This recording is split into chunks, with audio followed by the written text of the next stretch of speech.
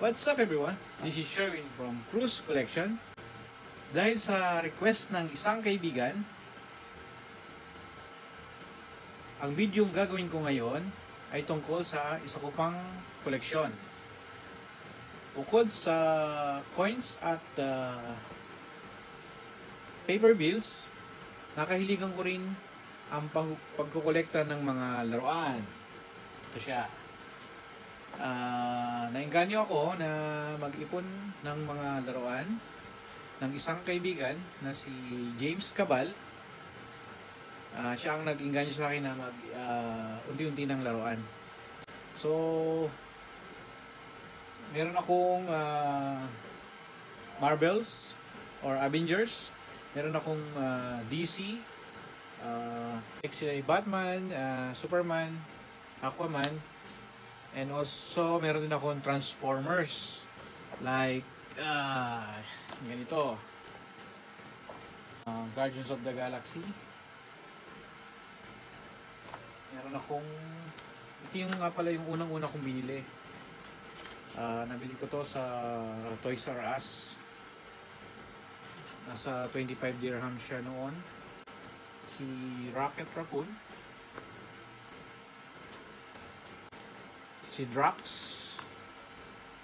kita nyo, at yung si Groot.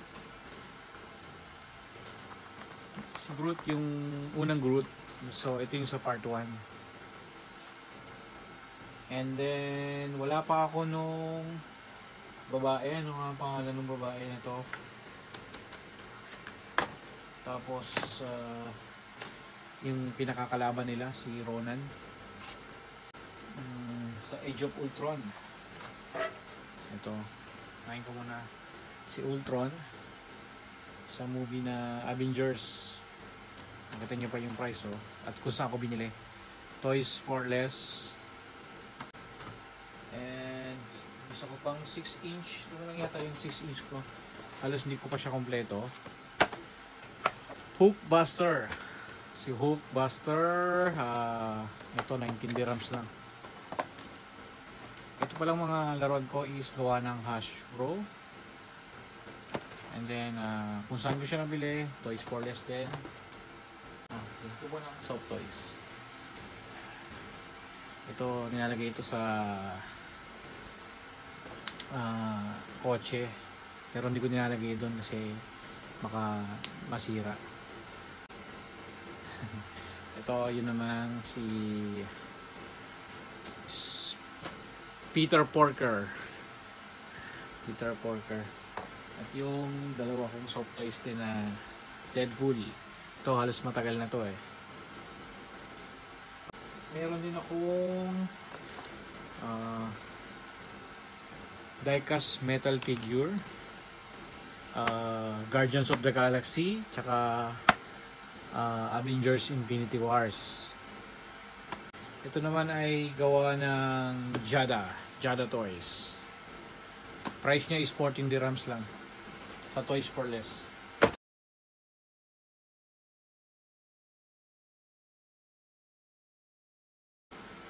And sunod ko yung I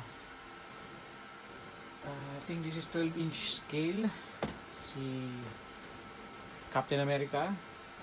12 inch scale. Tsaka ito nga pala mga laruan ko is silyado pa, hindi pa ino-open para hindi mawala yung value niya. Of course, Iron Man. Alam ko kumagana pa ito. Iron Man 12 inch. Also yung price niya is 49. Toys for Less.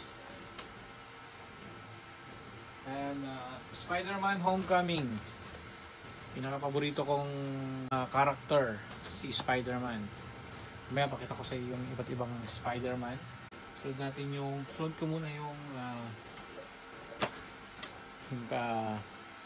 kalaban ni Spider-Man. Then sunod ko si Thor ng Ragnarok movies. Ito yung release nung Ragnarok Bali, nagsasalita rin niya. Heimdall, I could use a fast exit. Okay. Hook.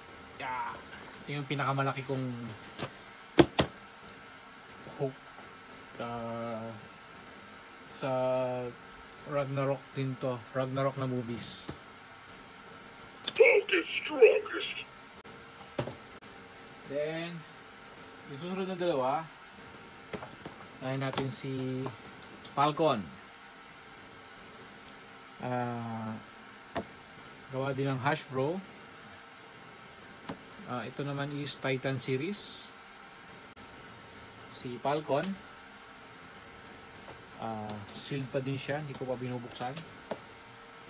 And itong next is Doctor Strange. Same siya, Titan series. Gawa ng Hasbro. Sorry, yung price niya is $39. Mas mura siya dun sa naunang 5. Yan. Yan yung aking collection ng Avengers or Marvels. Okay, sunod ko naman yung dalawang malaki sa likod.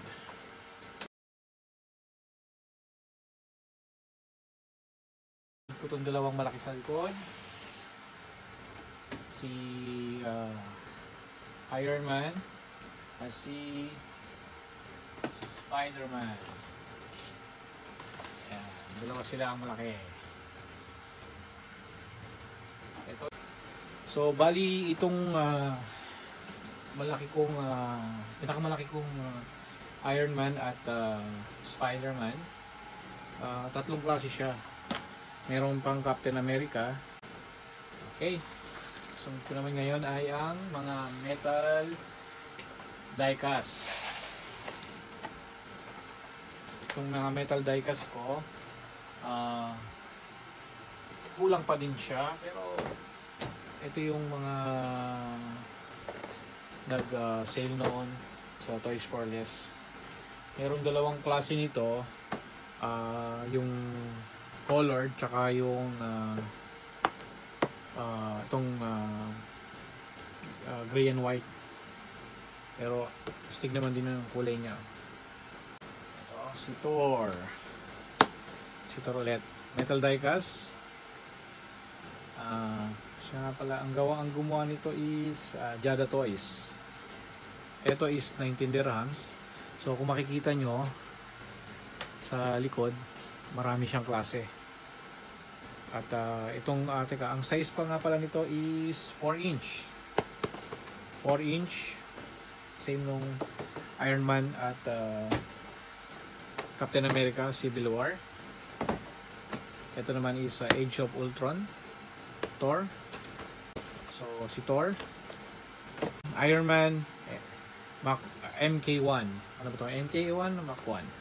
Silyado pa rin. Ito yung ginamit ni Iron Man sa unang-una niyang movie. Isang size lang, 4 inch. Star-Lord, Peter Quill sa Guardians of the Galaxy. Tapos si Rocket. Then si Groot, yung batang Groot.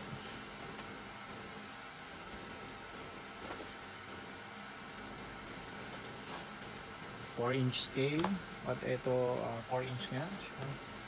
And then ito yung Groot na malaki, 6 inch. Okay, collect them all, 6 inch. So ito 25 dirham siya, medyo malaki.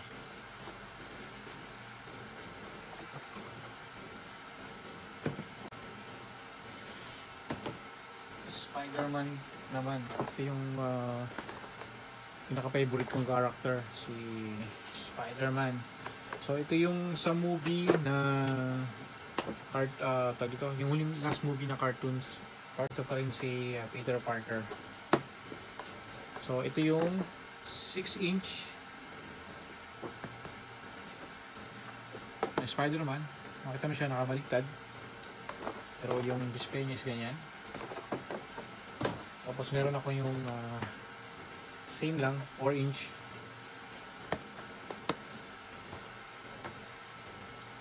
Then si Miles Morales, yung huling Spider-Man, yung cartoons. Set ko muna yung DC Toys. Ngayon is DC. Pero yung DC ko is konti lang kasi karamihan mga loose piece ng Batman. Meron akong Superman, mga loose piece siya. Ibig sabihin wala siyang box. Ito mga nasa seal pa. So kamukha nung Marvel kanina, metal diecast.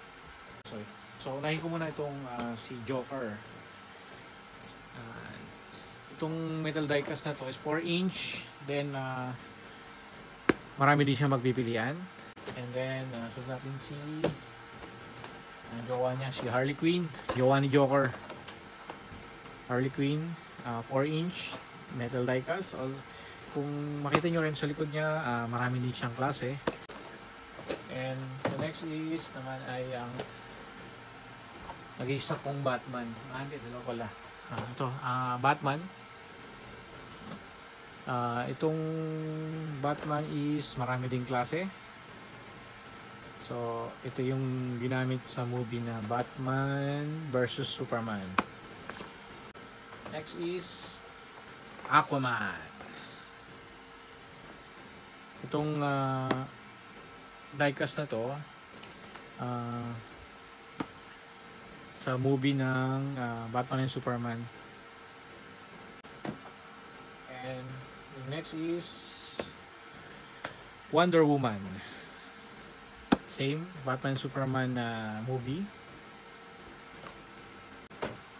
At yung last ng aking metal diecast, ito na, partner na. Batman and Superman na siya. Ito, walang parang nag-iisa na lang to nung nakuha ko.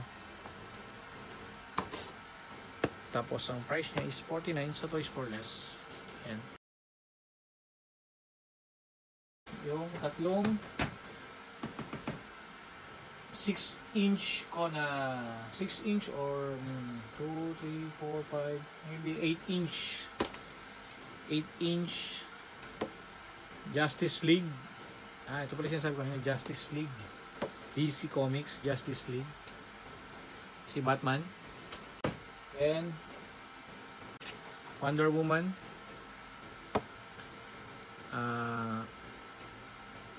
Sa movie din to, ito yung sa movie ng Wonder Woman. Then DC Comics Multiverse. Ito pala yun. Yan, may kayo kay Wonder Woman. Si Wonder Woman merong 4 na klase. Then pag nakumpleto mo to, mabubuo mo yung isa pang figure. Nakalagay dito collect all figures to build Ares. Si Ares yung kalaban sa movie ni Wonder Woman. Okay. Yung price pala nito 29 dirhams. Toys for Less ulit. Then yung last ng Wonder Woman movies, yung boyfriend ni Wonder Woman, si Steve Trevor. Ayan. So sa loob niya meron na siyang katawan ni Ares at yung ulo. Sana nabili ko tong ibang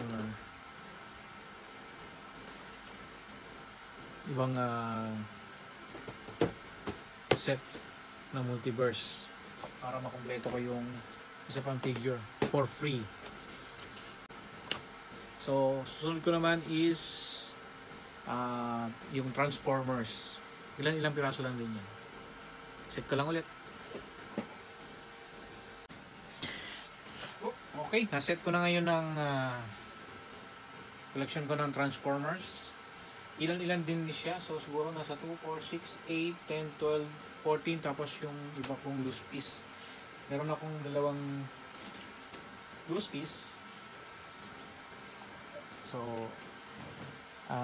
si Optimus Prime at si Megatron. So nagiging robot siya. So ayun o. Kanyang face. Pero hindi ko muna siya hubuin. Yan. Then simula ako sa Optimus Prime. Ito ay ang size niya is 3 inches. Optimus Prime. The Last Night Transformers. So gawa ng Hasbro. Ang price niya is 90 dirhams. Then next is si Grimlock. Bumblebee. Yung Chevrolet. Ayan. Bumblebee. The Last Night. 90 dirham. Gawa ng Hasbro. At yung last na kalaban siya si Barricade. Police car. So ito yung maliit kong Transformers. So sunod natin tong dalawang klase ko na na medyo malaki. Siguro ito ay nasa 6 inch. Si Autobot Drip. Same ng movie ng The Last Night. Price is 19 dirhams. Then nagiging kotse rin siya. So silyado siya. Hindi ko pa rin siya binubuksan. Ang susunod ay si Autobot Hound. So si Hound movie din siya ng The Last Night. Then nagiging sasakyan din siya. Sunod naman ay yung ito si Bumblebee. Same ng movie The Last Night. At si Optimus Prime. Yan. Yun ang dalawa. Kasi wala nang ibang stocks doon kundi ito lang. Tapos ang price niya is 14 dirhams. Dalawa lang din siya. Si Hound ulit. Autobot Hound. Pero kung makikita mo siya dito, ayan, lalapit ko ng konti. Sana clear siya. Auto zoom. Itong si Hound, makita mo yung detail niya. Mas maganda siya kaysa dun sa 6 inch. So ito is like 1, 2, 3, 4, 5, like 8 or 10 inch siya. So mas maganda rin yung Mercedes model pa. Mas maganda rin yung pag naging sasakyan siya. So yun nga, dalawang klase lang siya. Ito si Megatron. Ano, ganda nung design niya. Yung detalyado. Ito rin itong si Megatron Transformers The Last Night din siya. So, ayan. Nagiging ano pala siya. Aeroplano. Gandang klase siya na yung detalyado niya. Yung espada ni Megatron. And then yung price is 39 dirhams sa run for less na naman siya nabili. Sharjah City Center. Okay. Then yung last two. Ito na yung pinakamaganda sa lahat. Optimus Prime. The Last Night. And then makita natin sa likod, nagiging sasakyan din siya gaya nitong maliit nito. And ang price is 79 dirhams. Ay, bukas na siya. Pero hindi ko pa siya tinatanggal sa original niyang pagkakatali. So siguro baka yung next video ko is mag-unbox ako nito. Pero sa ngayon pakita lang muna. Next is si Megatron. Yung last is si Megatron na. Yan. Makikita nyo yung mukha ni Megatron. Detalyado. Yan. The Last Night movies. And yun nga. Naging aeroplano. Kagaya lang din siya nung maliit. Ito. Pero kung pag-compare mo, mas astig to. Then mas kumpleto yung kanyang armor, yung barrel. Ito is meron din tsaka espada. Tapos ito may design pa yata sa para sa aeroplano. Kaya lang dati silyado, hindi kagaya Ni Optimus, nakabukas na. Okay. Then, ito palang dalawang transformer na to, bigay ni Roderick Antesa sa galing pang Kuwait. So, assembling ko, gawin ko siyang robot.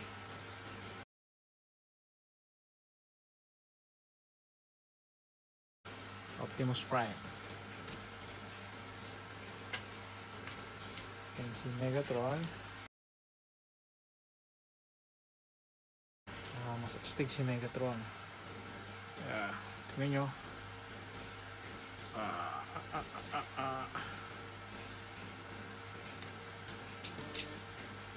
Yan si Megatron.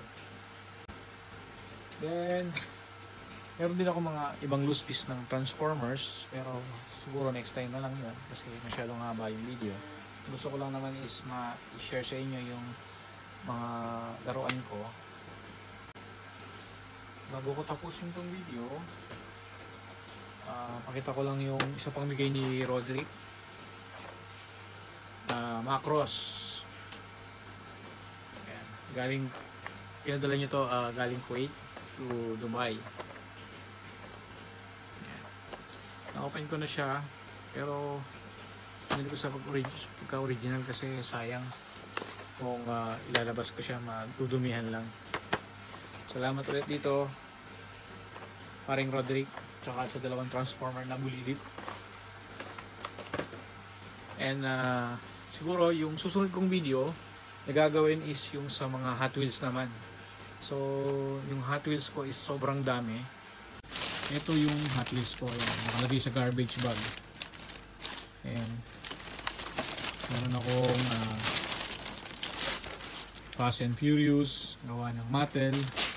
Meron akong Star Wars. Okay, so next time na to kasi masyadong marami. So